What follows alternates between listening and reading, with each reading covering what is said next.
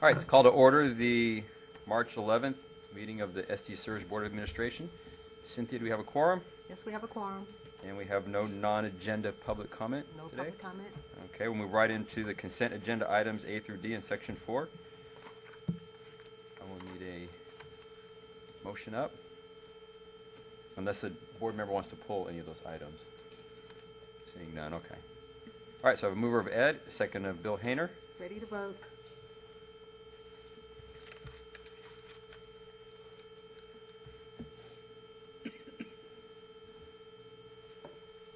All votes are in. And the consent agenda is approved 12-0. All right, we're going to skip audit committee at this point. We're going to go right down to business operations in Section 4. So we'll bring up Stacy Fullhurst, and we will get our Form 700 training, our ethics training. Welcome. Good morning. Thank you for having me. You all queued up? I think so. Again, thank you for having me, Stacy Fullhurst with the City's Ethics Commission. Most of you are familiar with the full ethics training that we do, but today is just about filling out your Form 700, which, as you know, is due on April 1st. So please feel free to ask me any questions as we go along. And of course, you can always contact our office afterward with any questions. Steve Ross in our office, if you don't know him, is really the primary contact. He knows these rules inside and out. And as most of you know, these are not local rules, these are state rules. So he's up to date on all of the changes that are constantly going on in Sacramento. But as a brief overview, as you know, when you fill out your Form 700, it's going to cover the previous calendar year. So in this case, calendar year 2015. If you acquired a new investment or a new source of income in the first few months of 2016, you won't disclose that until the next calendar year for the Form 700. This year, the city clerk is requiring that all Form 700s be filed electronically. No paper filing is required. So once you e-file, that's it, you're finished. If you haven't e-filed before, the nice advantage of it is when you go to e-file again next year, it'll automatically populate everything for you, and you can just make adjustments. When you're filling out your Form 700, it's important to remember that it's not just your personal financial interests, but also those of your immediate family members. That includes your spouse, your registered domestic partner, and your dependent children. So if your spouse operates her own, say, law firm, and you don't really know a lot about her clients, you're probably going to have to find out to determine what you need to disclose based on your reportable interests, which are your disclosure categories. As you know, because of your positions here, the state has deemed you to be what's called high-level filers, meaning that because you have jurisdiction over significant funds, your disclosure categories are very broad. They're determined by the state, and they include investments and business positions. And we'll talk in a minute about what a business position is. But an investment in any entity that is located in the city, doing business in the city, planning to do business in the city, or having done business in the city in the past 2 years. If you have questions about what it means to do business in the city, you're welcome to contact us, and the state has some guidelines about what that means. Also, investments in real property located in the city or within a 2-mile radius of the city's boundaries. And then income and loans, again, from those sources, from people located in the city, doing business in the city, having done business, or planning to do business. And then gifts, you're required to report from any source unless an exemption applies. And I'm going to go over some relatively new exemptions that you may not recall from the last time I was here that generally should eliminate gifts that you're receiving in your personal lives that have nothing to do with your city service. We call them the personal relationship exemptions. So in terms of investments, you will be reporting them if the value of your investment was $2,000 or more at any time during the reporting period. So if it fluctuated and went up and down, if it crossed that $2,000 threshold any time during 2015, you'll report it. If you have investments in the market, diversified mutual funds, ETFs, government bonds are exempt from disclosure. Including retirement accounts that are invested in those types of exempt investments. If you have other types of investments, basic stocks, bonds that are non-government, you have to determine whether they fall into those categories that I just mentioned, located in San Diego, doing business in San Diego, and then you do have to report them if they were worth more than $2,000 or more during the year. Any questions about that? If you have sophisticated portfolios like puts and swaps and derivatives, talk to Steve. He knows all those rules. Okay, if you own a business, or your spouse or registered domestic partner own a business, or have an ownership interest of 10% or more in a business. So if your spouse is an engineer and has 4 other partners, that means your spouse owns 20% of that business. And under the state law, an ownership of 10% means that the income that business receives passes through to you personally, even if they're not your personal clients or your spouse's personal clients. Does that make sense? So if you have that situation, you have to determine what sources of income came to the business and passed through to you in an amount equal to $10,000 of gross income. So if you're one of 10 partners and $100,000 was paid by a client, that means $10,000 passed through to you, and you have to identify that source of income on your Form 700. Any questions about that? Nope. Okay. It's a good thing about being the first one up early in the morning. Everybody's very quiet. Okay. It comes up from time to time. That's generally not a barrier here. Probably not. Probably not. But in my area, at least. From time to time, especially people who work in the financial industry have sources of income that they believe are confidential for a variety of reasons. The state has determined that if you believe that is the case, you must get permission from them to withhold that information on your disclosure form. We can help connect you. It's the executive director of the Fair Political Practices Commission who has to give you permission for that. I talked a little bit ago about not only investments, but disclosing business management positions in business entities. Those can include positions of management even if you're not being compensated. The classic example is if you're serving on the board of a for-profit entity, even if you're not receiving income, you must disclose that on your Form 700. Okay? If it's a nonprofit, it's not disclosable. Questions there? Okay. With respect to investments in real property, it also includes leaseholds in real property. Like other than your personal residence. You're not ever required to report your personal residence unless you're writing off a portion of your residence as a business tax exemption. You're operating a business out of your home. Direct sources of income, in other words, things that don't pass through a company that you own 10% or more of. Direct sources of income, you're reporting $500 or more, any source of income that falls into those categories we discussed, located in San Diego, doing business in San Diego. Other than government salary, if you receive government salary from any type of government entity. Gifts, which we're going to talk a little bit about, gifts with an aggregate value of $50 or more from a reportable source that don't have an exemption have to be detailed. And it's a total. So if a reportable source gives you 3 gifts of $20 each, you have to report it because it crosses the $50 threshold.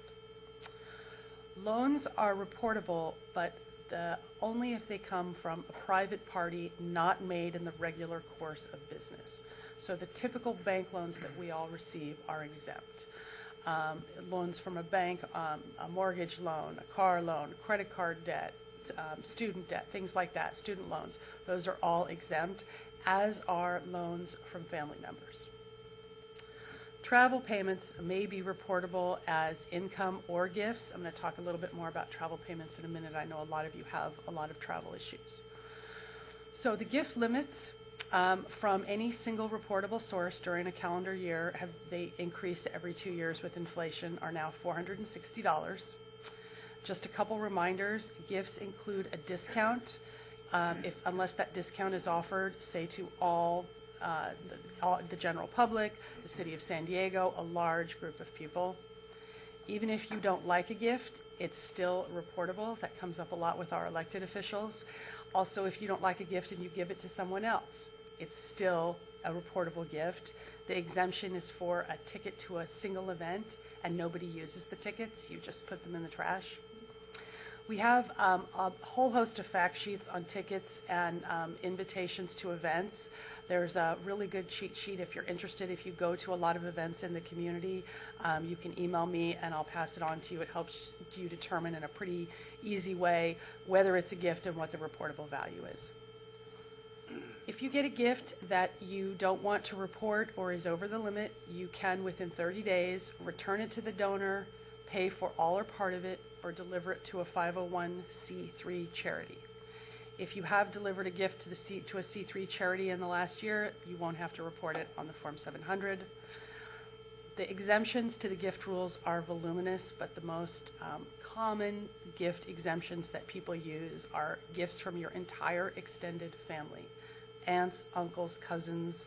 As part of a state overhaul about 2 years ago, they added former spouses and first cousins once removed. So you can get the gist of how broad it is. Free or discounted admission to a seminar. If you get invited to a seminar and they're comping your registration fee, no matter how much that is, the idea is the benefit is being derived by SDCERS, not you personally. It's not a gift. If you go to someone's home, you don't have to ask them what it costs to invite you over. And one of our favorite gifts that you receive in a bona fide dating relationship. The state had a big debate about whether they needed to adopt a regulation explaining the criteria for what a dating relationship was. If you get a ticket to an event, it's the face value of the ticket, whether you liked the event or left early, etc. The rest of the gifts you receive are generally going to be the fair market value as of the day you receive it. Honoraria, being paid to give a speech or write an article or attend an event, are prohibited for you. So if that ever comes up, please be very careful about that. It's an old rule and we're not really sure where it came from at the state, but it exists. Okay, a couple of notes about travel. All things that constitute travel expenses, which are your transportation, your lodging, and your meals, if they're paid for by SDCERS or by any other federal, state, or local government agency, they're not a gift. If they're paid for by a 501c3 organization and the travel has a legislative or governmental purpose, they're not subject to limits, but you do have to report those travel expenses on your Form 700. There's a page for travel expenses. We encourage you, especially if you're reporting some gifts that are over the limit, in the comment section to make a notation from a 501c3, not subject to limits, so it doesn't, to deter people from seeing a $2,000 gift that they then report to us. Just to keep in mind, if you do receive those travel payments, you are disqualified from participating in decisions involving that 501c3 for a 12-month period. There are also situations where you are traveling to an event, and because you're providing a service, it's treated as income. In other words, you're basically, it's the compensation you're receiving for traveling somewhere. If you believe that's the case, check with Steve Ross and he'll help you determine it. It's disclosable as income if it's worth more than $500. Any other type of payments for travel expenses are generally going to be treated as gifts, subject to the annual limit, reporting, and disqualification. Note about gifts to family members. The state has changed these rules in the last couple years. First, they've expanded it to include children who are aged 18 to 23 who are students. Someone must have given a gift to someone's college student somewhere in the state. But the new rule is that when you're reporting gifts, you only have to report a gift that a family member of yours has received if one of these two criteria is met. There's no working or social relationship between the donor of the gift and your family member. That basically means the person who gave the gift to your spouse or child doesn't even know them, okay? And that's why this rule exists.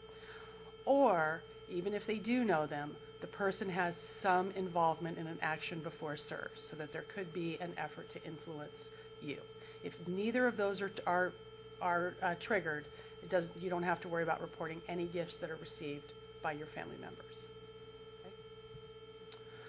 Personal relationships. So these are the rules that should eliminate the need to track and report gifts that you're receiving outside of your official duties. if you have an ongoing social relationship with someone and you trade things you exchange gifts during the year, you may pay to take someone out to dinner, they may pay for happy hour, whatever it is, as long as they basically even out by the end of the year, you don't have to report them.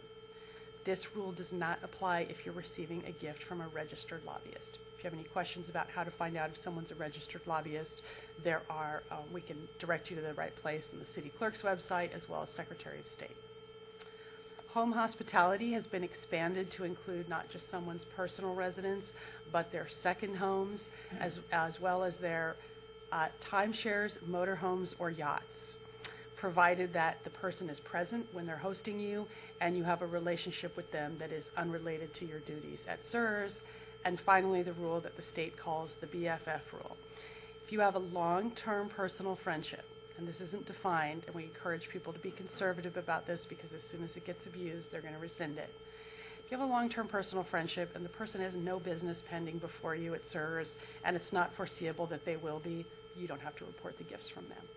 And again, that rule doesn't apply if the donor and your long-term friend is a lobbyist.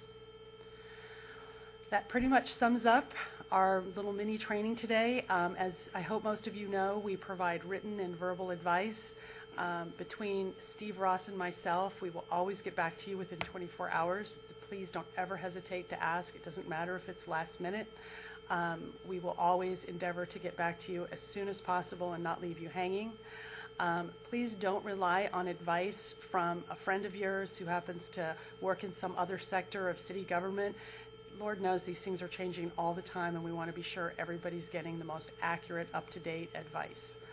And I think that pretty much covers it, unless you have any questions for me. I have two quick questions, if I You bet. could. One, you mentioned serving on a board of a for-profit. What if you're not on the board, but you serve on the audit committee of a for-profit? I would want you to contact Steve to let him research what the state has said about that. I don't believe serving on an audit committee would likely constitute a position of management, but you would probably know more based on the correct, what constitutes a service on the audit committee. But if you email Steve, he'll check and see if that triggers a disclosure. Okay, and the second question deals with honoraria. If you receive money for a speech you give that's outside of the city or actually outside of the state, is that reportable? That you're not supposed to receive any honoraria payments of any kind. I don't believe there's any restrictions based on where the source is, but you can check with Steve, and if you have received it, there's probably a way to disgorge it. Yeah. We'll just change the name of what it is. Don't call it honorarium, you have to worry. Thank you, Counselor. We've in our office we frequently wondered how the state is parsing out where people are receiving something in connection with their professional duties, because if you, for example, speak as part of your professional life, that's obviously different from receiving an honoraria. So some of those things, and that's actually a very good point, may not actually constitute an honoraria. They sort of divide that in those fine legal details.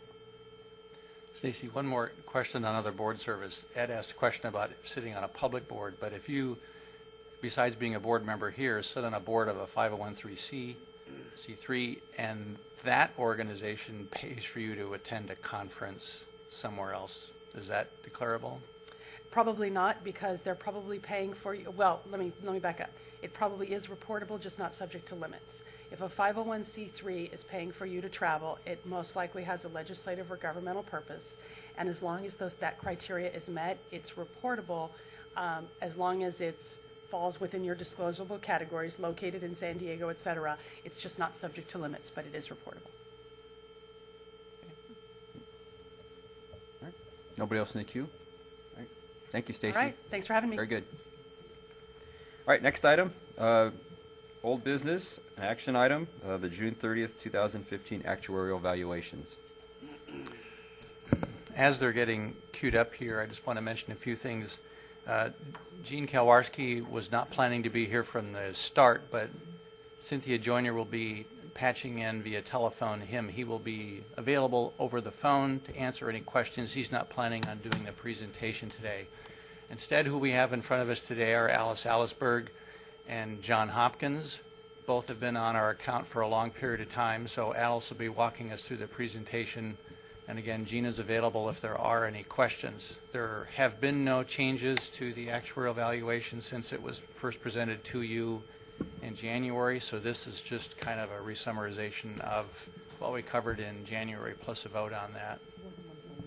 Yep.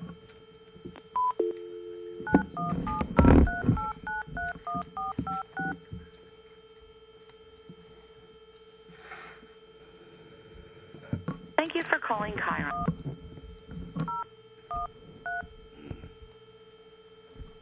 Transferring to Gene Kelwarski.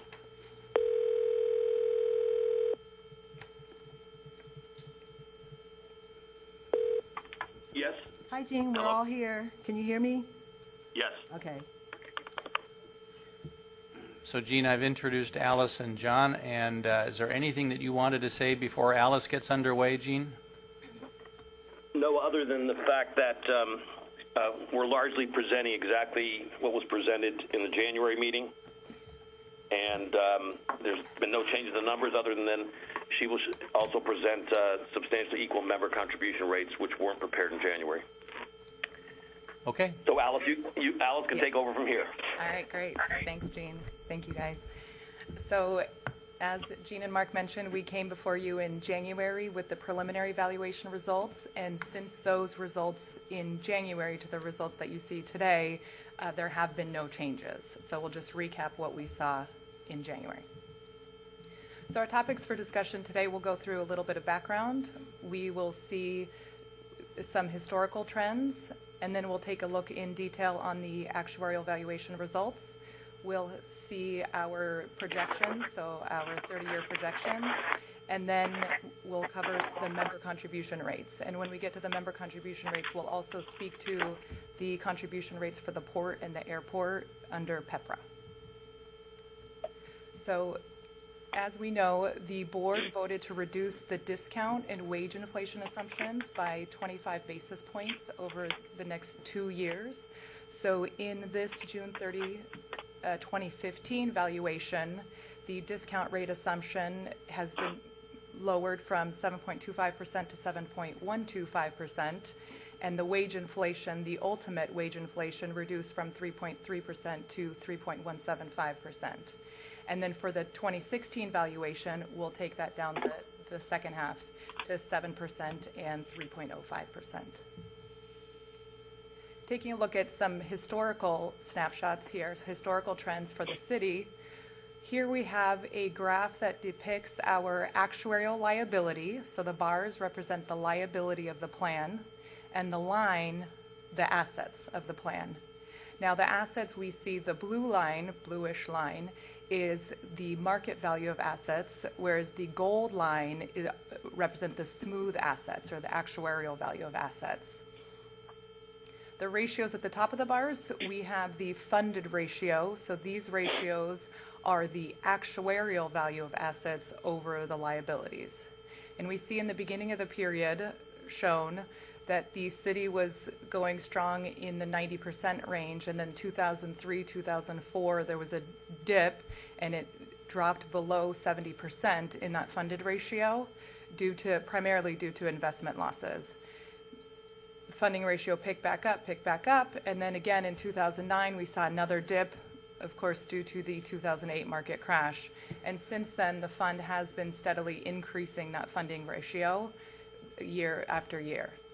Now, something important to point out here at the end, when we look at the lines, we see that the greenish blue line, the market value of assets, is above the gold line, the actuarial value of assets. So there's some deferred gains in there that are still to be recognized over time.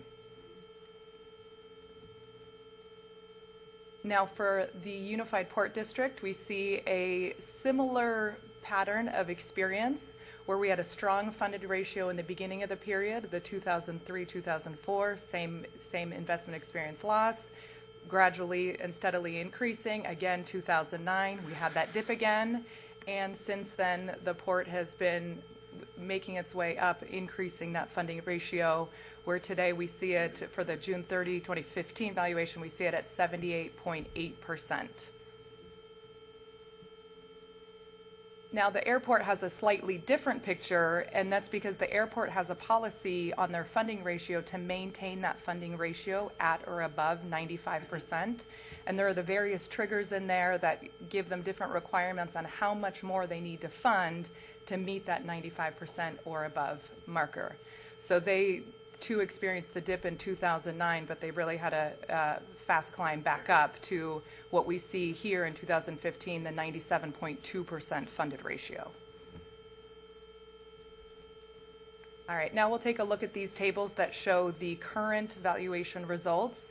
These tables are the same. We have the same numbers, so nothing's changed from the preliminary results that we came to you with in January. Just some key points to point out. We see that for the city, because it is a largely closed plan at this time with just the police plan still open, we see that the active membership has declined in the top portion of this table. In the middle portion of the table, we can see, looking at the numbers, that the actuarial liability increased. The assets also increased, and since the assets increased with respect to the assets increased more than the liability, we did have an increase in the funding ratio. So in 2014, the funding ratio was 74.2%, and now we sit at 75.6%. And the last section of this table shows the components of the ADC, of the actuarially determined contribution. Normal cost relatively stable. The UAL payment increased. The administrative expenses, that's the big one that you see, it did double, but as we know, we're in the second year of a 3-year phase-in of those administrative expenses. So in the 2016 valuation, we will be recognizing the full explicit assumption for those expenses. And that brings us to the total ADC of $261.1 million.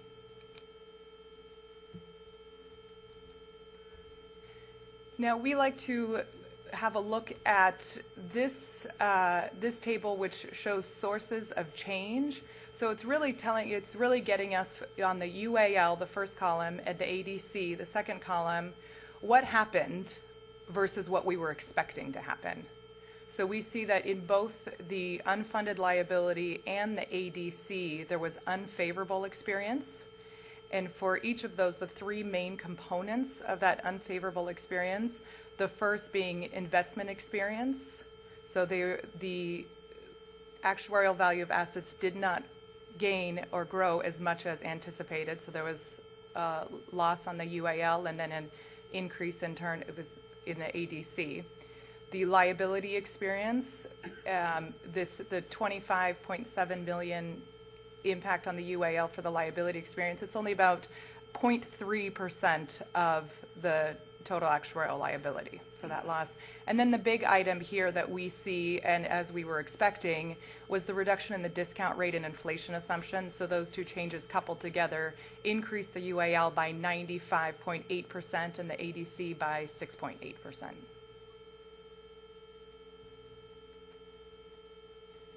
Now switching over to the port. The port, as far as membership growth, overall the membership counts have increased, even though the active population decreased slightly. It's because there was an increase in the retirees, but the total membership growth did increase. For the liabilities, we see the same sort of experience that we saw in the city, where the actuarial liability increased, the actuarial value of assets increased as well, giving us a increase in the funding ratio from the 76.9% to the 78.8%.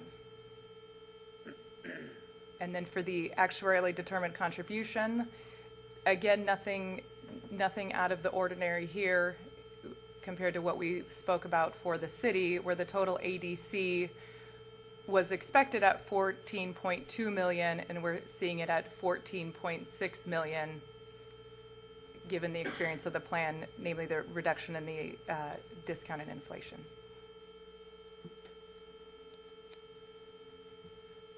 So again, we see here for the Unified Port District the sources of change that bridge the actual experience versus the expected experience for the UAL and the ADC. We have the same 3 components really that are driving this. The investment experience, different than projected. The liability on the experience for the port, on the other hand, did have a gain here because the liabilities were not as high as expected. And then the reduction in the discount rate and inflation, which was the most significant item, changing the UAL and the ADC. And now moving on to the Airport Authority. The Airport Authority, in terms of membership, we're seeing a steady growth in membership. It's a less mature plan, so it's growing more so than the city and the port.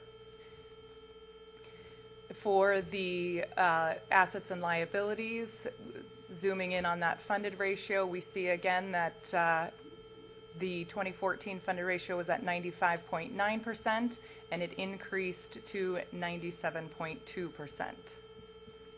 And then in terms of the actuarially determined contribution, the components breaking down there bring the total ADC for the 2015 valuation at $3.8 million.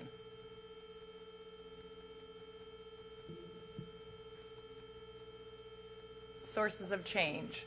So really we're seeing the same three key sources of change for the UAL and the ADC for the airport. And the airport, similar to the Unified Port District, saw a gain in liability experience.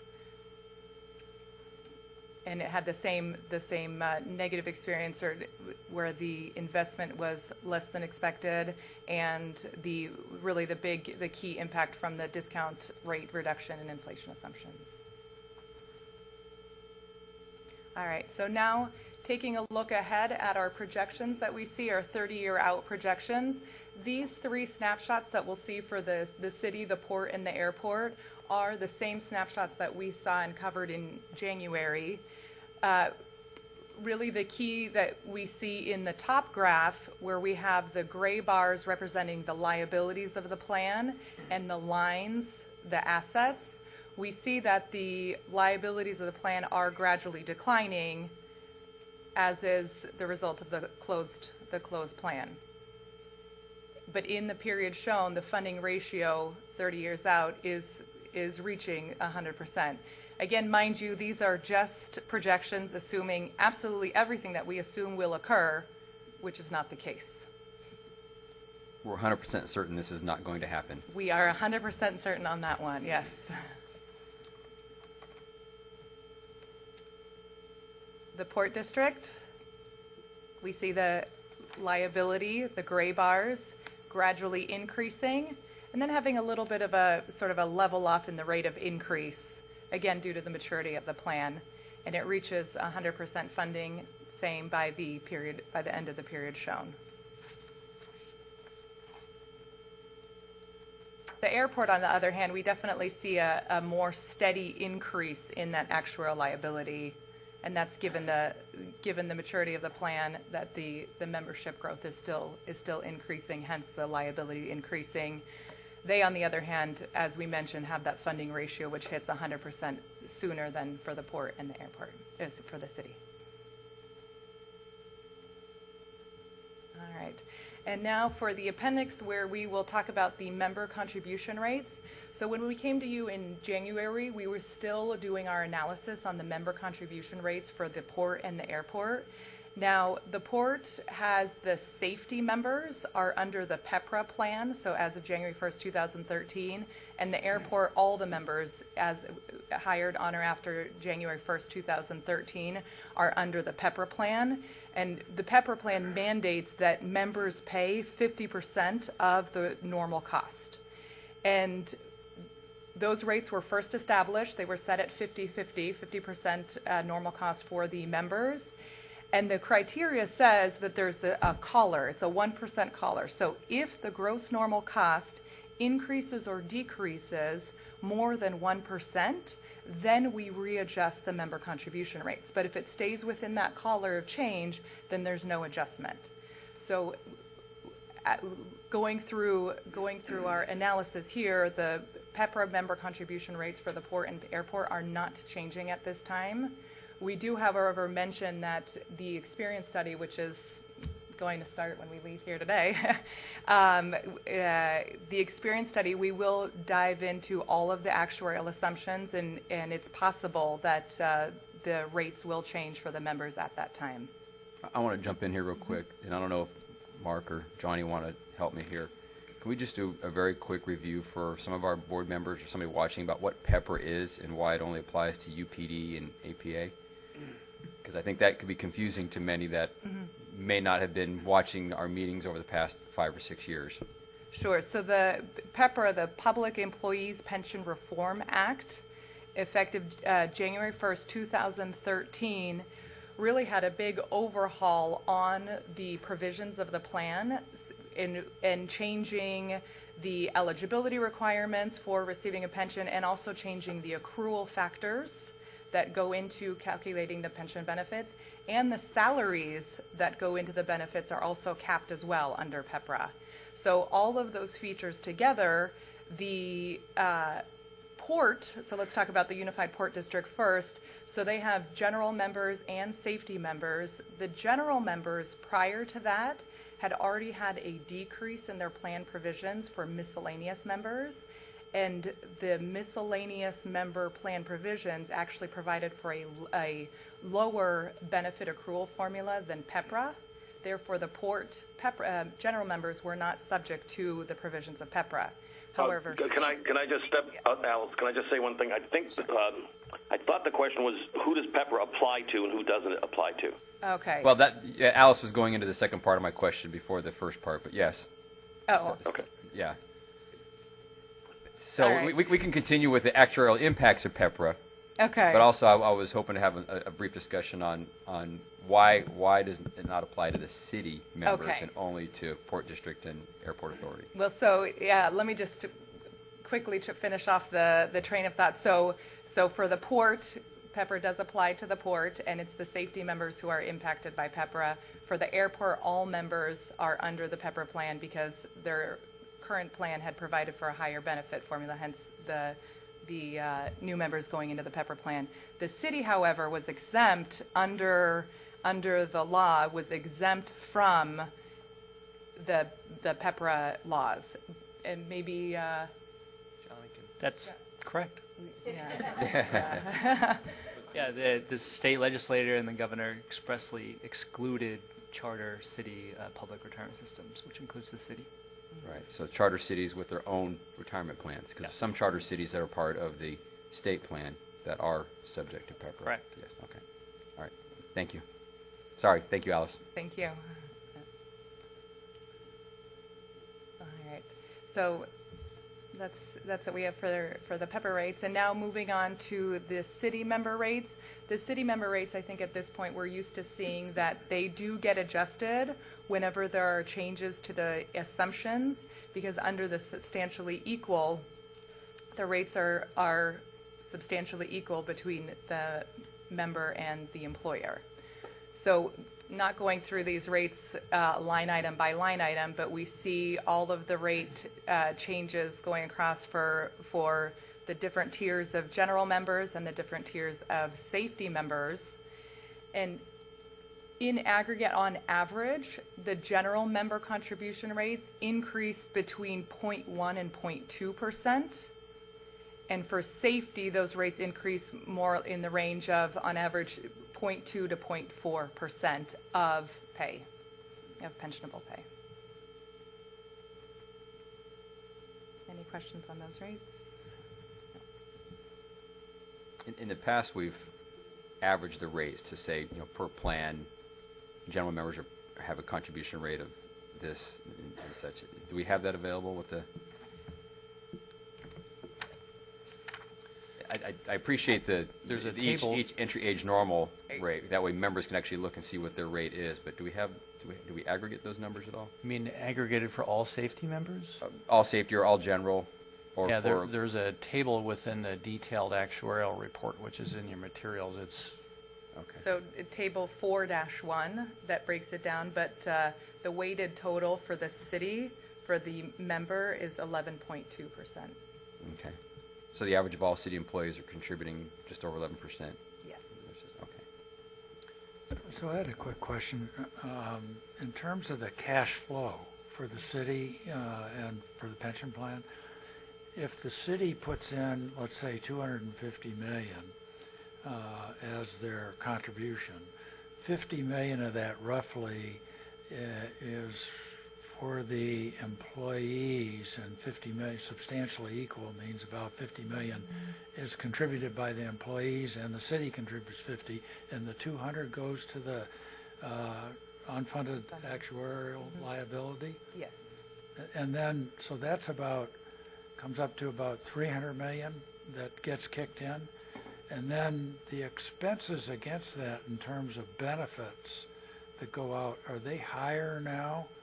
I'm just wondering. Yeah, cash they flow. are. They are higher. They are Bill. higher. So I believe the city benefit numbers are 400 million or so. Right. They're shown on slide 13. About 400 million, that's what I gathered, yeah. Yeah, so the Okay. red line here in the bottom graph shows the benefit payouts, and those benefit payouts are above, we could see in the first year, are above the employee and employer contributions. Right. And so what Bill describes is essentially we're currently in a negative cash flow environment with our plant. If you ignore investment returns. Yes. If you ignore investment. Including investment returns were negative, right? No. The way the plan is set up, really, it's the investment plan, the investment returns based on a 7% that fund that difference you're talking about. Yeah, going out in the Right. future, right. I mean, I'm looking at current, but yeah. So I guess it begs the question, is negative cash flow good or bad? That was a topic at the board retreat a few weeks ago, and it just makes the fund more vulnerable to investment volatility. Correct. So we have concerns about investment volatility, but intuitively it seems if we have a closed plan and we nailed everything perfect, that last person dies and their last benefit check is at the same time, and there's no more money left in the plan for the closed participants. So it intuitively it seems at some point in time negative cash flow would be the appropriate position to be in, because we don't want to end up with that last person in the plan dying with $5 billion in the plan. But it's true. So at some point in time, the assets must shrink, and the asset shrinkage would be associated with the negative cash flow. Okay. So back to my question. I mean, and I know it's a very simple question. Good or bad, negative cash flow? Gene?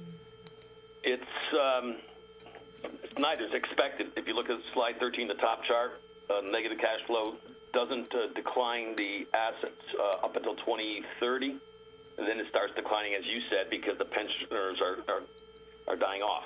Okay. And so you just have to be extra careful with the investment allocation, and that. And after the board retreat, it was pretty clear that that's going to happen. All right. Thank you, Gene. Welcome. Any other questions? Any more questions? There's nobody in the queue. Anybody else? All right, great. All right, so we have a motion to approve the June 30, 2015 actuarial evaluations for the City of San Diego, the San Diego Unified Port District, and the San Diego County Regional Airport Authority. I have a mover of Tom Sullivan, a second of Bill Hayner. Ready to vote? All votes are in. And the motion passed 12-0. Thank you, Alice. John? Thank you, Gene. Thank you, Gene. Take care.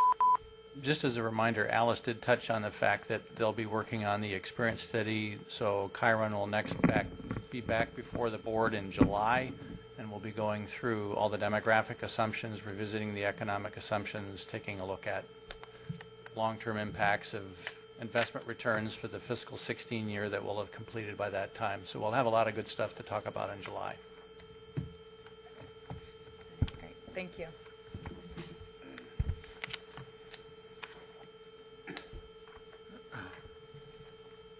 Okay, we're going to move on to back up the agenda to Audit Committee, and I'll turn it over to Audit Committee Chair Denise. Okay. The staff recommendation to revise the fiscal year 2016 internal audit plan. Let's see. Lee Perino presented and recommended to revise the fiscal year internal audit plan. The proposed revision was to remove the audit of purchase service contracts with an audit of the cost of living annuity. A motion was made and approved to approve the recommendation to revise the audit plan, but was amended to limit the amount of hours spent on the cost of living annuity on audit to 100 hours. This was approved by the audit committee 5-0. Second item, interview and selection of independent financial audit services firms. Denise, sorry. Can we take a vote on the first item? The first item is an action item. It does require a vote by the board. To make the motion is there you go. No second required. So there's a motion up to approve staff's recommendation to revise the fiscal year 2016 internal audit plan. Denise made the motion. Is there any discussion? Oh, you need to push her. Make motion. There we go. Ready to vote? All votes are in. And that motion passed 12-0. All right, number 2. Okay. Interview and selection of independent financial audit services firm. 6 total responses were received from SDCERS requests for proposal for independent financial audit services. And the top 2 were Macias MGO and Brown Armstrong were selected to give oral presentations to the audit committee. After discussion by the audit committee, a motion was made to recommend to retain MGO as SDCERS financial auditing services firm. This was approved by the audit committee 4-1, and this requires a vote by the full board. All right, so make a motion. So I need a motion button brought up. There we go. I kind of have a question on that. Okay. Who was the lone dissenting vote and why? Dave Kramer, who's not here today, he was the lone dissenting vote.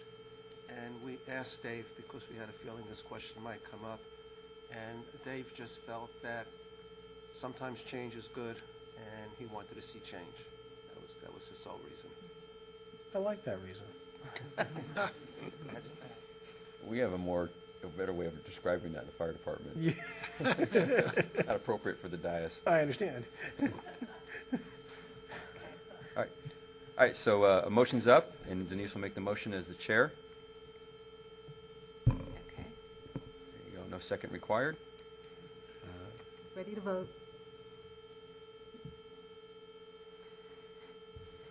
All votes are in.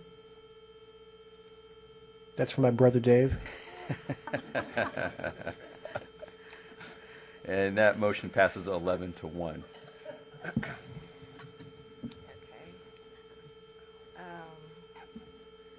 New business, no action required. Annual investment compliance monitoring report. Is that Anders? Yeah, just go ahead and Yeah. review there. Anders Norman gave a report on an investment compliance monitoring program that allows staff to closely monitor investment management guidelines without having to sort through enormous amounts of data and calculations. He reported there have been no violations since inception. And the last item is plan sponsor contribution and reporting audit, San Diego County Regional Airport Authority. Lee Parvino reported the results of the plan sponsors' contributions and reporting for the audit of the San Diego County Regional Airport Authority for the period July 1, 2013 through June 30, 2014. There were a total of 4 findings, only one of which was high priority. Lee recommended clarification to the airport's plan document to remedy the high priority item. Airport management agreed with all 4 of the findings and recommendations contained in his report. Status reports. Okay. Status reports, no action requested. Lee Parvino provided the status on the annual audit plan and the status of prior recommendations, Lee noted internal audit now has a dedicated web page on SDCERS website, allowing an individual to view all internal audit reports issued since 2013. Lee also discussed SDCERA and SDCERS internal audit departments working together to reciprocate the review of internal audit working papers. Okay, next is Johnny Tran provided the committee with a status report on legal services and compliance. The next audit committee is July 6th. All right. Thank you, Denise. Next item up will be Disability Committee. Natasha. Okay, we had a fairly short meeting yesterday. Items 1 through 4 passed unanimously, with items 1 through 3 recommending approval, and item 4, adjudicator's recommendation to deny. So unless somebody wants to pull an item, I'll move to approve the consent agenda.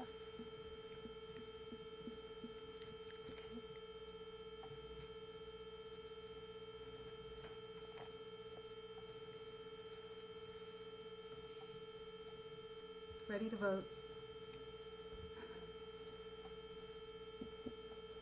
All votes are in. That passes 12-0. And we had a staff report update from Sandra Clausen. Things are fairly light right now. They're currently processing 23 applications, and she did give us a warning that May would be a lot more that we have to review. So that concludes my report. So adjust your calendars accordingly. Exactly. All right. Thank you, Natasha. All right. Business and Governance Committee. I chaired the committee in Val Hoy's absence yesterday. Items 1 through 4 were all approved unanimously by committee. However, we're going to pull the budget item, and Ted is going to come up and review budget independently. So as the chair of Business and Governance yesterday, I will move to approve items 1, 3, and 4 on consent, unless there's another item the board member pulled and separately discussed. I don't want to vote on item number 3. Oh, that's right, because you were recused on that, didn't you? But can I go ahead and hit approve, but have it recorded that I did not vote on that item? Well, let's just pull that one. Okay. So we'll just move 1 and 4 on consent, and then we'll do 2 and 3 separately, and 2 will have a discussion for Ted's budget. I think that would probably be a cleaner way to do it. So can you make that change there, Cynthia? Yes, I think it works. There we go. All right, so I'll make the motion on items 1 and 4. Ready to vote?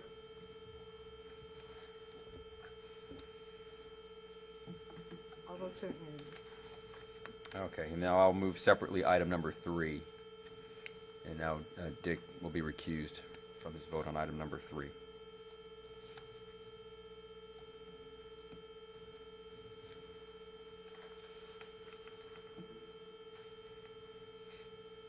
There we go. So I've made the motion. Ready to vote?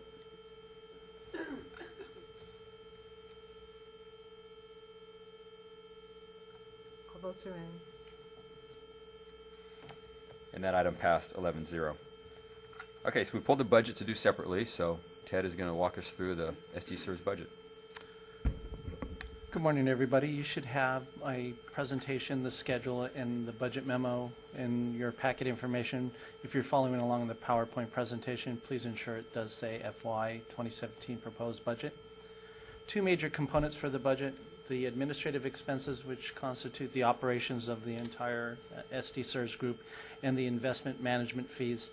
Our FY 17 administrative budget expenses are $13.6 million, down about $700,000 or 4.7% from the FY 16 budget. The investment management fees are $33.4 million, the 600-pound gorilla portion of our overall budget, down $1.1 million or 3.3% from the FY 16 budget. In looking at the administrative expenses, we are down about $700,000 or 4.7% from the FY 16 budget, and about $100,000 or 0.5% from the FY 16 projection.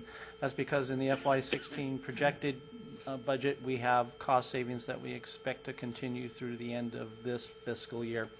The primary drivers of the budget decrease are, of course, litigation costs, once again, salary and fringe costs, and actuary services, because for the FY16 year, we're expecting the cost for the experience study to impact this year but not be around for FY17.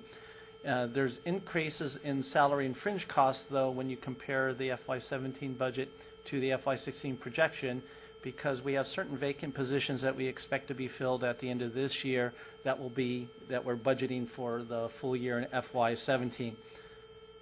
In looking at specifically salaries and personnel expenses, we have about $7.5 million of salary and fringe costs. This is a decrease of about $200,000 from the FY16 budget.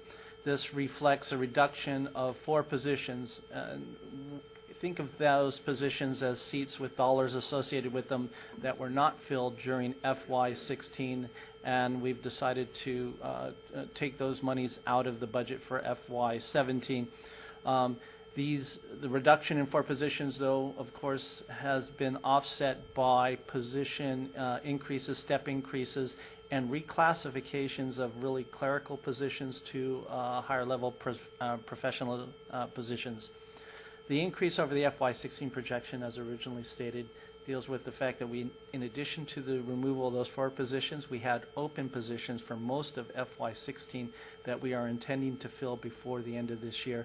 The full year's costs are included in the FY17 budget. And looking at IT costs, this area lends itself to following the budget quite closely, because we do have a lot of contract services. Dave does a good job of managing those contracts, so the slight increase is related to annual contract increases. With respect to legal, our budget is about $600,000 for outside counsel and legal costs for FY17. This is a significant decrease of about $0.4 million or 43.7% over the budget. Once again, significant decrease in litigation costs, as we expect the FY16 PSC litigation cases to be completed this fiscal year and not be present in FY17. There's a provision for general litigation, but once again, that is dependent primarily upon the exact legal climate, and we'll deal with that when it comes about in FY17. General operations, which is a part of the overall administrative budget, equals about $3.5 million for FY17. This is a decrease of about $104,000 from the FY16 budget and $174,000 over the FY16 projection. Overall, it's a consistent decrease year over year.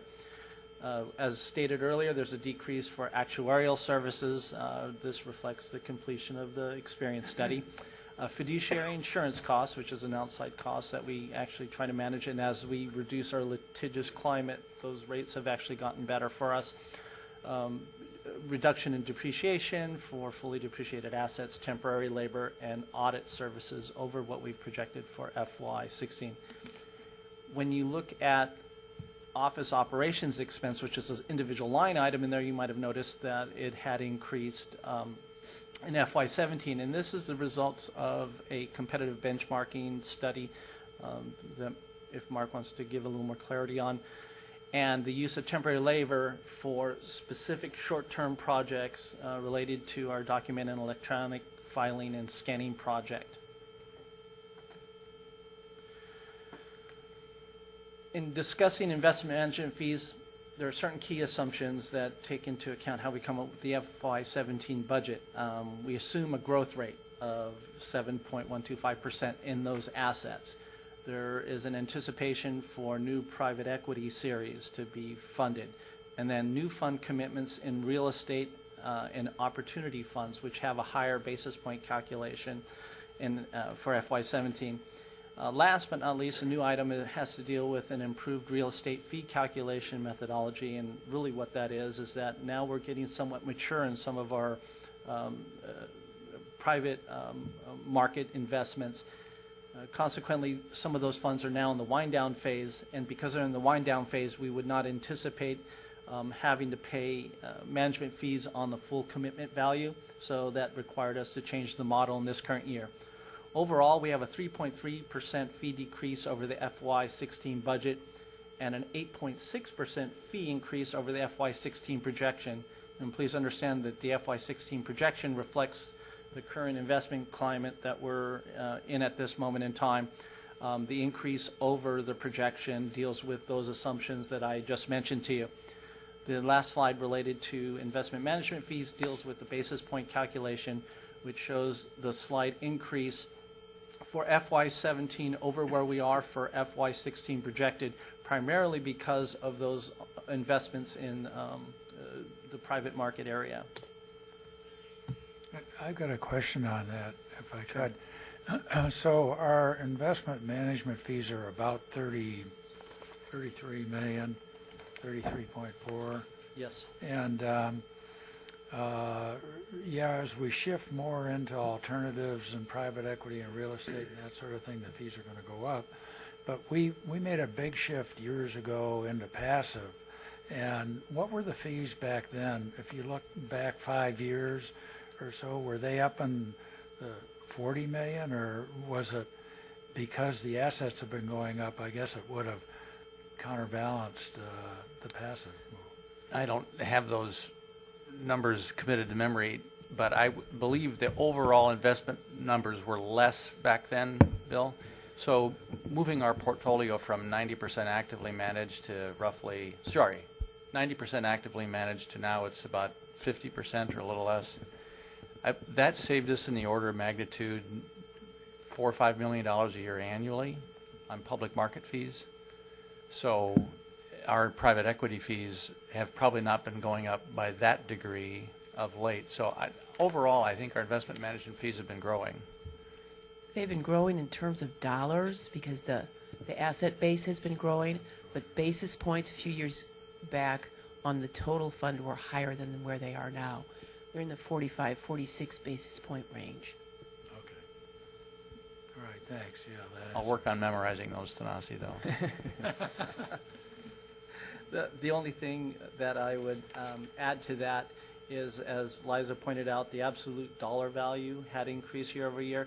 But if you had noticed for this fiscal year, FY17's proposed budget, both the administrative expense component and the investment management fee component are actually both less than the FY16 budget. And for the investment management fees, once again, that deals with the investment climate that we're currently in. Lastly, something that was present in my memo that I wanted to present this year. 10 years ago, Mark had pointed out that our administrative expenses for SDCERS were $19.1 million. And today I'm presenting an administrative budget to you that's 13.6. This is about a 29% cost reduction. Headcount peaked in 2009 at about 65 individuals, and we're proposing a headcount of 54, a 17% reduction. So while we believe those items are a good thing in terms of overall reductions, we're providing better service now, faster service, at a more affordable price. And I think that's a great commentary for SDCERS to actually promote. With that, I open up the floor to any questions you may have. So you're hostile to people working, I take it? Absolutely not. There was a lean mean discussion yesterday about who was mean. I was going to call it the lean and lean discussion today. But it's through natural attrition. We got to celebrate a couple of retirements this year, and it's a great milestone for those employees that actually reach it. And because of what we've done, I can give the credit to Member Services, Marcel Rossman, Cynthia Queen, really the tip of the spear, so to speak, being able to look at their operations and decide what they need. The idea is that we redeploy wherever possible, but natural attrition does happen. It's just not filling those seats going forward. Right. I have two people in the queue, so we'll start with Karina. Hi, thanks, Ted. This question is probably more for the investment staff. Would like to understand with what periodicity do you go about conducting fee benchmarking studies for both private and public investments? We participate in the CEM benchmarking study on an annual basis. We're just now compiling the information to fill out that survey. I'm not sure exactly when we get that back, but we can certainly share that with you if you're interested in that. Thank you. Jeff? First of all, great work finding all the savings in the budget. I was just wondering, where do the surplus revenues go to? Where does the money go to from all these savings, from the budget savings? That goes to a discussion we had yesterday as well in terms of where does the money come from Correct. to pay the budget?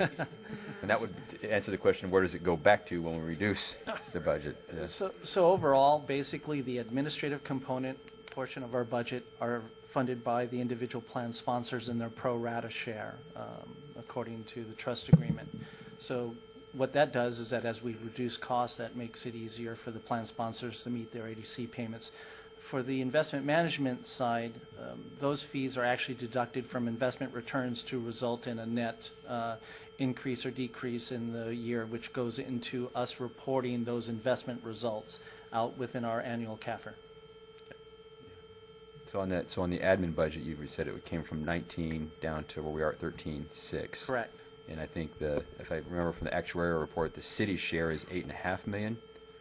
Are we still not fully putting that in the ADC yet? That's 2/3 probably is what you might have seen in the actuary evaluation. Last year we did 1/3, this year 2/3, and then in FY17 it'll go to the full amount annually billed as part of the ADC.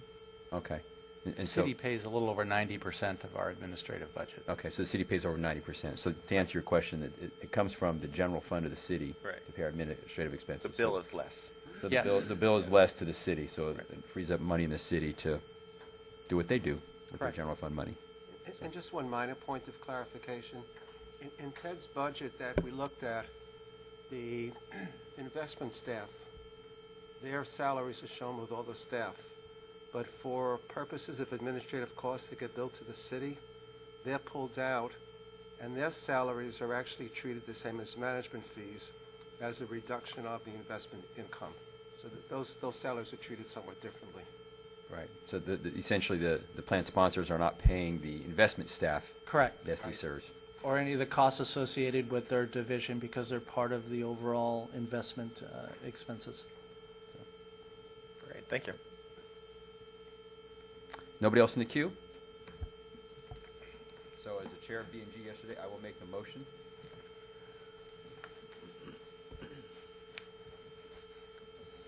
So I have a motion to approve the presentation of the FY 2017 SDCERS budget. Ready to vote? All votes are in. And that passes 12-0.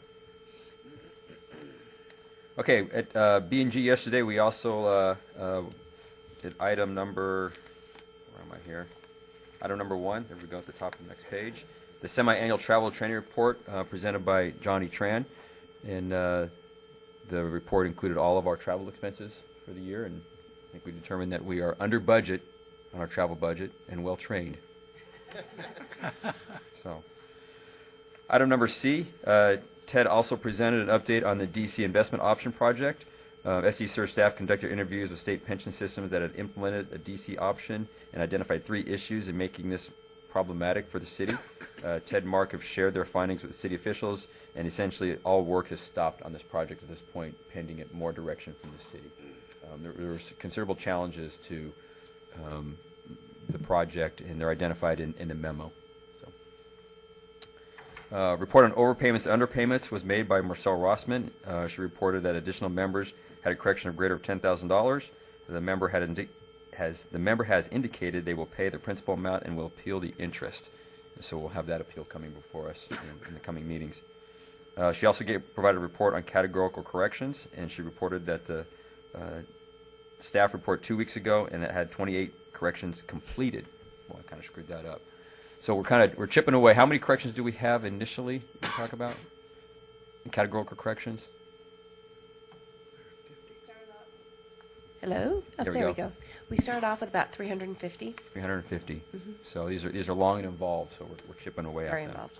Yes. Staff reports. Johnny Tran highlighted the city's appeal to the PERB ruling, the amendment of the municipal code to provide industrial disability retirement benefit to a safety police member who suffers a mental disorder attack prior to July 1, 2010. An oral argument is scheduled for PSC 2 litigation, and Mark discussed the current identity theft investigation. And I don't know if you wanted to go into that a little bit more, Mark, for the board. I'm happy to if the board has any questions on it, but Okay. I covered it at length at the audit committee and B&G. B&G. Okay, thank you. David Bond reported on the outstanding IRS warranty items have been resolved. Also, IT staff migrated smartphone email synchronization and email web interface services for trustees and staff to be an in-house process rather than done via the city's data center in Arlington, Texas. This will improve our performance and reliability. Cynthia Queen reported on the continued member outreach and education efforts, which include monthly presentations to retirees and working members, and she noted retirement counselors provide more than 2,000 personal counseling appointments annually.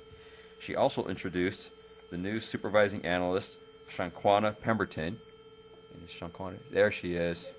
They call her Shaq. She's managing the call center, and she's already proven to be a very valuable asset with her extensive experience. So welcome, Shaq. Marcel Rossman reported on benefits administration. She reported that the fewer number of 1099 corrections this year reflected a joint effort of the business administration and finance sections to improve this annual process. She also noted that the March IRIS software updates will focus on the member portal. Ted, who was very busy yesterday, reported on the finances of the SDCERS and reporting through 2016 processed more than 10,200 tax forms for retirees and their continuances and beneficiaries. He also reported on the December trust financial statements. SDCERS has a net position of $6.6 billion and total investments of $6.7 billion. For the 6 months ended December 31st, SDCERS has a decrease in net position of $274 million, reflecting an investment loss of $208 million. We've had better years. December 15th, actuarial expenditures versus the budget. Administrative expenses total $21.3 million for the 6 months ended December 31st. Sanford and Son, I like that. Let's see, where was I? Administrative expenses totaled $21.3 million for the 6 months ended December 31st, 2015, and is 12.7 under our budget of $24.4 million. Salaries, litigation expenses, investment management fees are all under budget. So well done. All right, that concludes B&G. So we will. Trying to think. Should we take a quick break before we move on to investments? So let's take a 10-minute break before we go on to investments. We'll pick up there.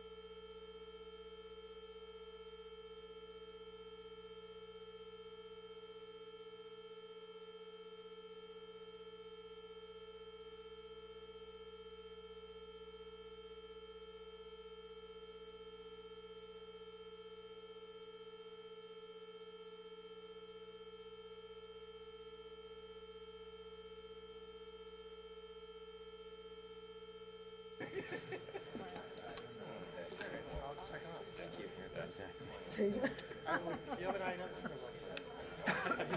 ain't here to socialize. You can do that on your own time. Oh, that's right.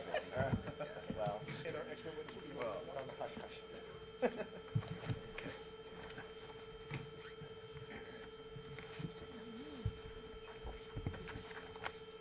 Okay, let's get started. We're on section 10, investment committee. Bill? Okay, so we have 3 items on the agenda. The third item's pulled because we already passed it in the B and G section. That is the revise the placement agency policy. So that's been done. So we now have 2 items to cover that are action items. One is a $20 million commitment to the Europa Fund, which is an additional commitment we're making to a new fund they've got, Fund 5. And so Jamie will talk about that now. Yes, thank you, Bill. You have in front of you staff's recommendation for a $20 million commitment to Europa Fund 5. This is the next fund in the Europa Fund series. You'll recall that SDCERS is an investor with Europa Funds 3 and 4.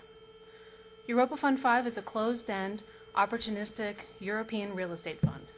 The investment strategy is a continuation of the strategy employed in Funds 3 and 4. This fund will focus on acquiring income-producing assets with the potential for capital appreciation, which upon completion of value-enhancing strategies can be sold into the institutional core marketplace. Yesterday we heard presentations from Aon Hewitt and from Europa, and the committee did vote to approve this commitment 5-0. With that, I'd be happy to answer any questions that you have about this investment. Could you just speak a little bit to Funds 3 and 4 and satisfaction with them? Absolutely. They're both top quartile performers. Fund 3 has a 14% IRR, and Fund 4 has a 40% IRR. Fund 3 will be wrapping up. They'll be making their dispositions, I believe, by the end of this year. They did have another fund, Fund 2, which did not do that well, right? That's correct, but SDCERS is not an investor in that fund. It was a part of bad market timing. It was in the global financial crisis. Okay, so no questions. I'd like to move that we make the $20 million commitment to the Europa Fund 5. Ready to vote? All votes are in. And the vote passes 12-0. Okay, the next action item is the recommended changes to the proxy policy and guidelines.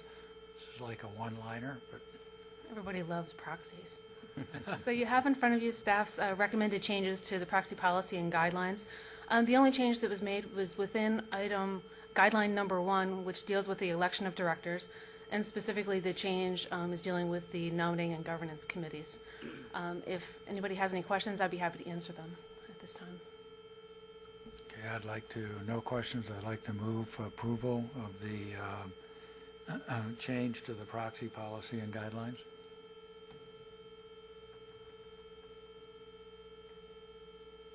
Ready to vote? All votes are in. Okay, pass. Thank you. All right, the next item is the BlackRock Factor Investing presentation, and we won't go through that, but it was kind of interesting in that all of these investment courses that I've been to, which this will come up in the next travel section we've got.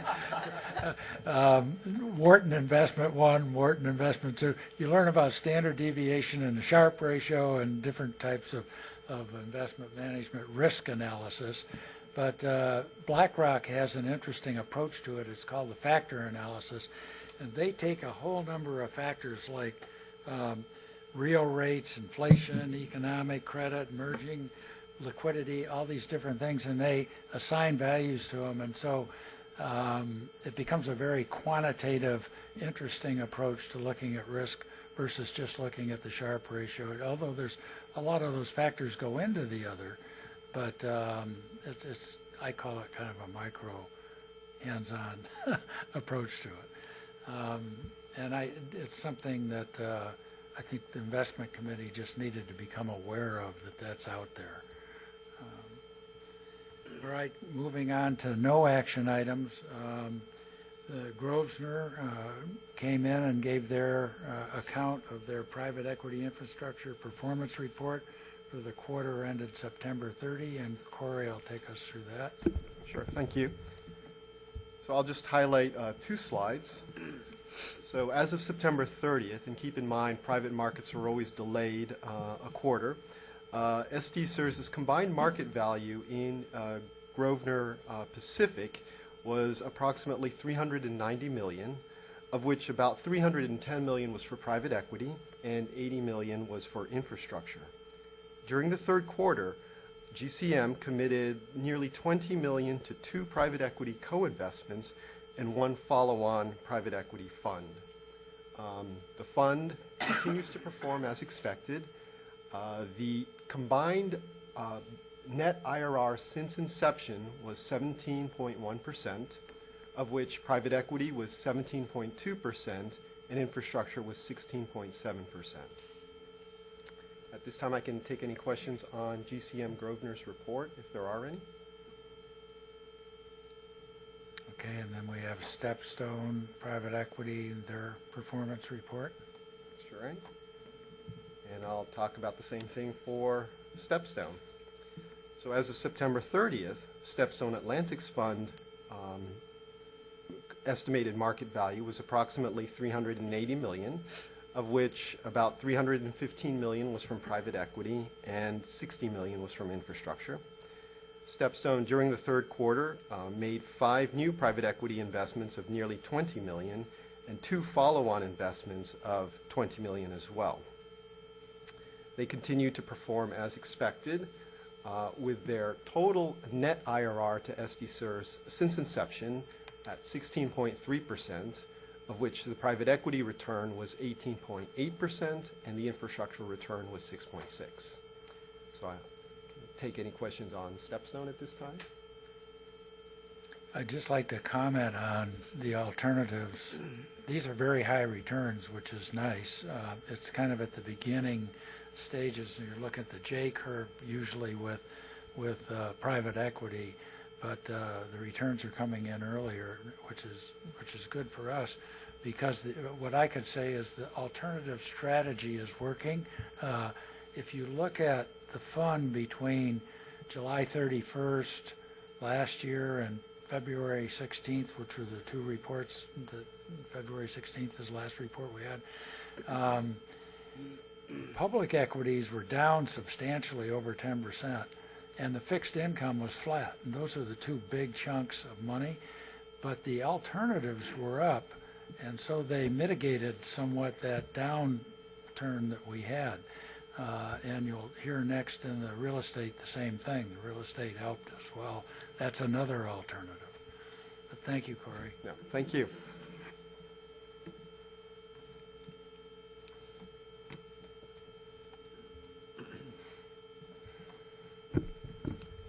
So Jamie will now talk about the real estate performance report for the quarter ending September 30th.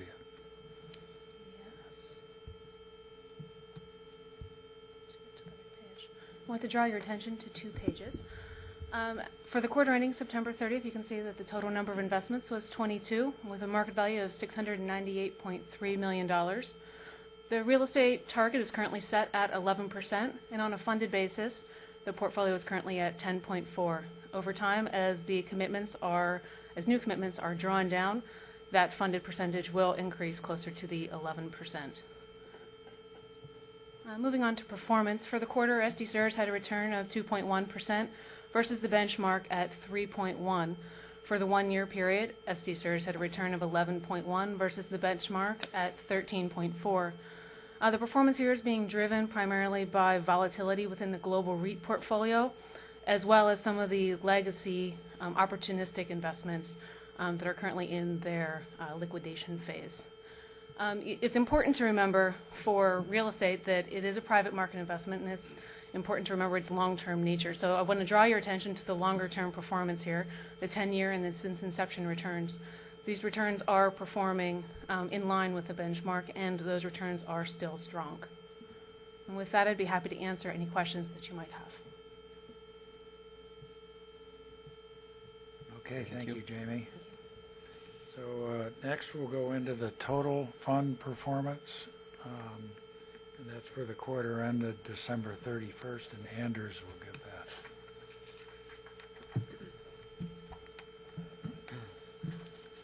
Morning, everyone. Nice to see you all.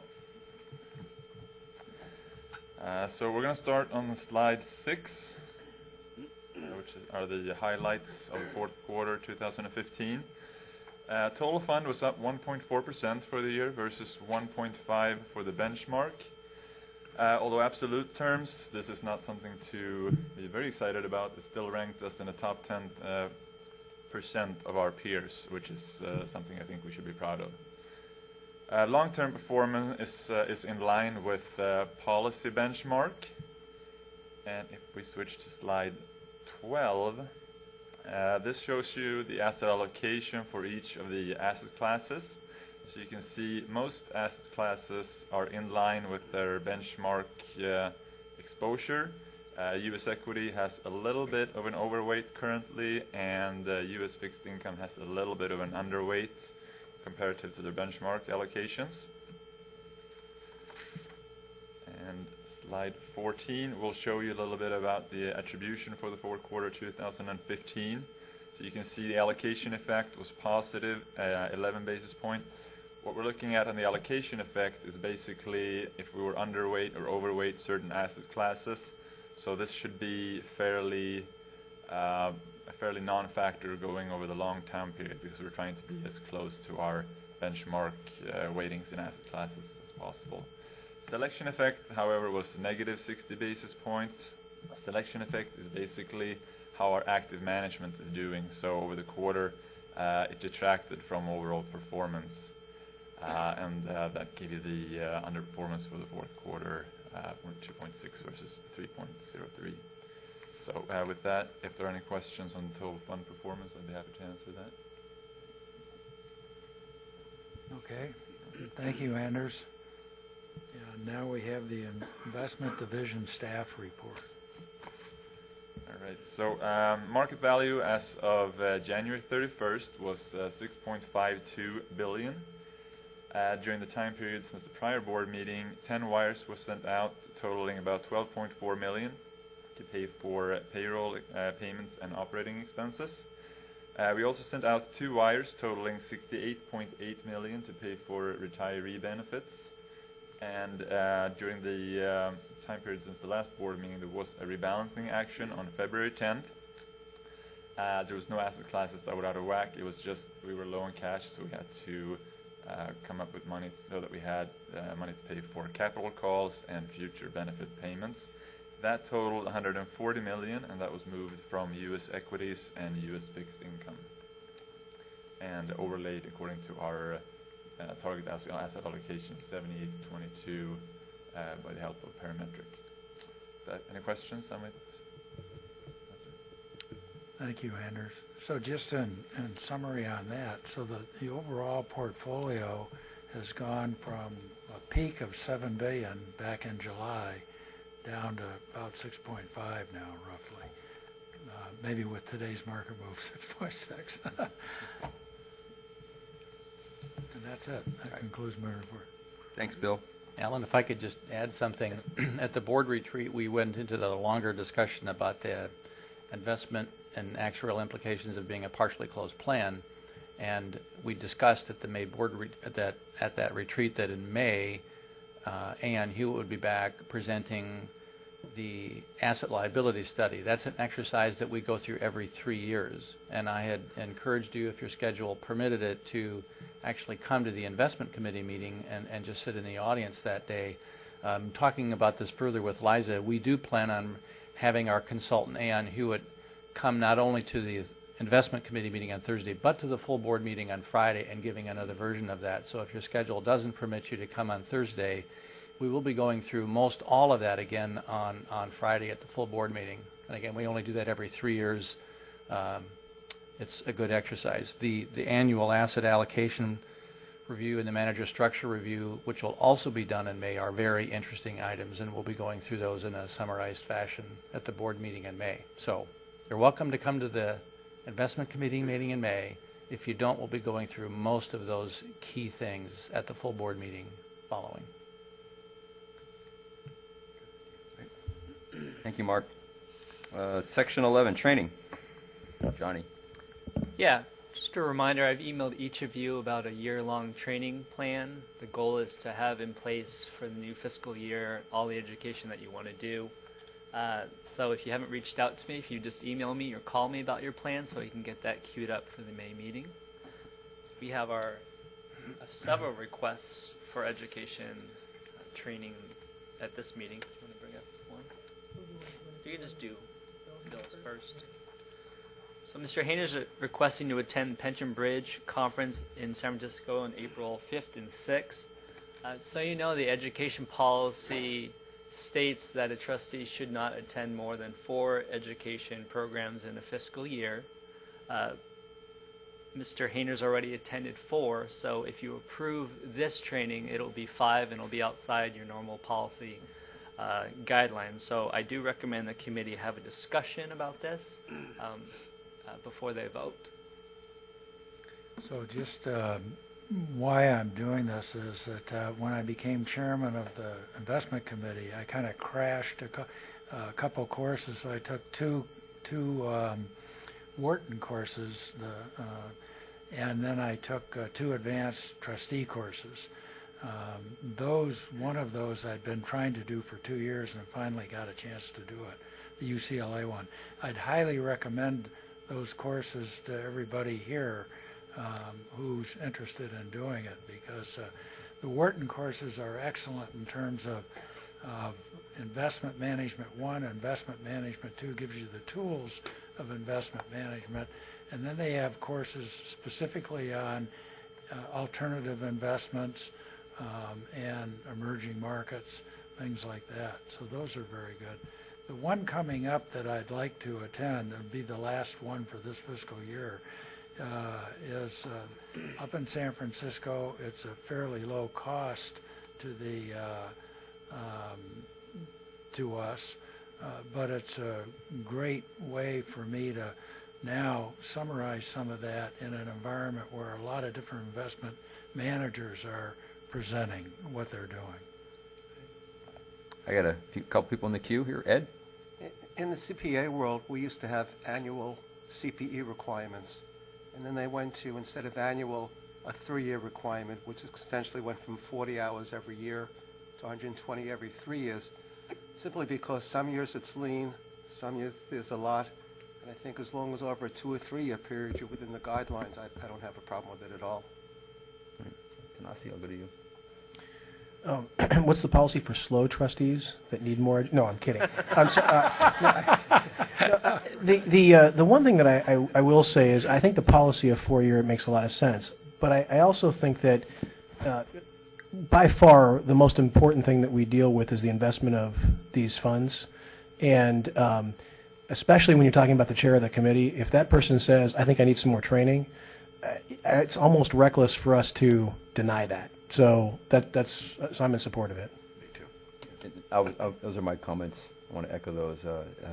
I understand the policy of 4-year, and I understand why we would want to control our training costs and perception of what we're doing as a board when we travel for these trainings.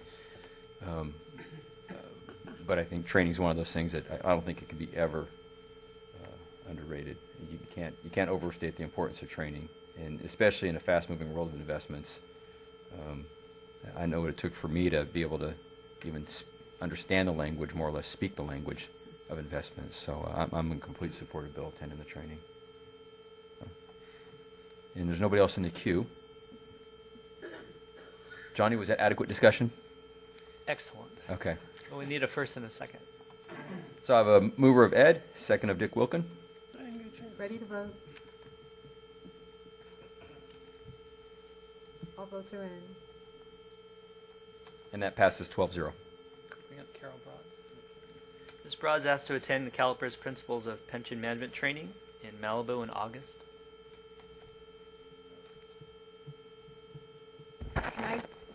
jump in on that one too? The one, Yes. I had it highlighted, I just didn't have a chance to get it over to you. Did you amend that to? The principles of pension management, yeah.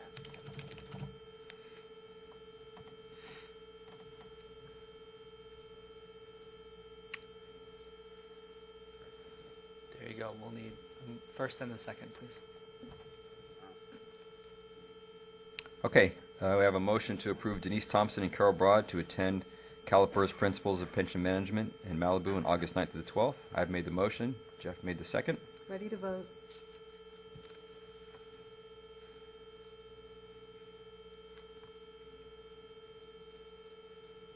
All votes are in. And that passes 12-0. Dick Wilkins asked to attend the SDCERS conference in August in Connecticut.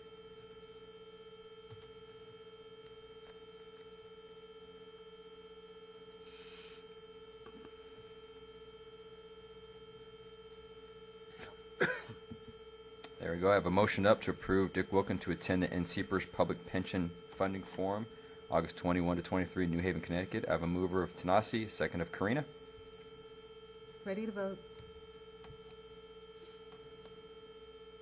All votes are in. And that passed 12-0.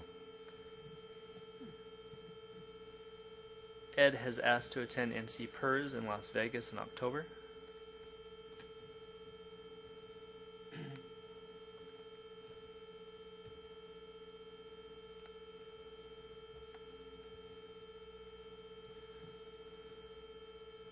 I have a motion up to approve Ed Katroser to attend the SDCERS Public Safety Employees Pension and Benefits Conference, October 23 through 26 in Las Vegas, Nevada.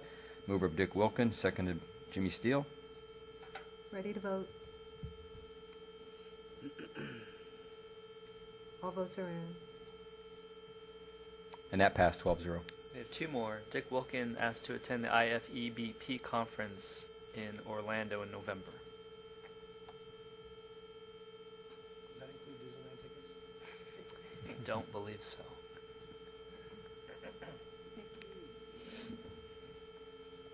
Johnny, Might am include Disney I already World scheduled tickets, for though. that? Are you already scheduled for that? I don't know off the top of my head. Add me to that, please. Would you like to be added now? Yeah.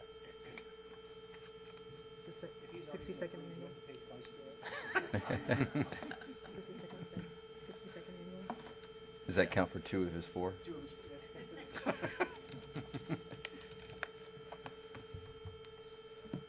All right, I have a motion up to approve. Oh, just Dick. We're still adding Tom. There we go. I have a motion up to approve Dick Wilkin and Tom Sullivan to attend the IFEBP 62nd Annual Employee Benefits Conference, November 13 through 16 in Orlando, Florida. A mover of Tanasi Perovolos and a second of Jimmy Steele. Ready to vote? All votes are in. And that passed 12-0. We had Tom and Dick. We need Harry to go to that one, too. The last request is for CPA, that's awesome.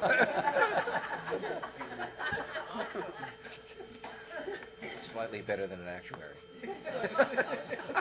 yeah. The last request is for Jeff Wallace to attend the SDCERS conference in May in Los Angeles. And Jeff, thank you for taking our recommendations. No. I requested the one in San Diego. It's not in, I'm sorry. It is Did in San Diego. I said Los Angeles? Yeah. Sorry about that. I'm not going to LA. Thank you. All right, I have a motion up to approve Jeff Wallace to attend the SDCERS Annual Conference May 15th through 19th in San Diego. Mover of Ed Katroser, second of Tanasi Perovolos. Ready to vote? All votes are in. And that motion is passed 12-0. That's it. Thank you. All right. Okay, that brings us to the end. Is there any comments from board, staff? All right. We do have closed session. And we have closed session. We'll be discussing the items listed there. Okay, so we're going to move into closed session at this point. Thank you.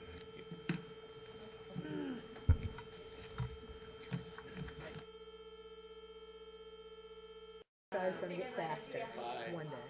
Maybe 11. Okay, ready. Oh, ready? Okay. All right, as we come out of closed session from the March 11th SDCERS Board of Administration meeting, there was nothing to report from closed session, and we are adjourned.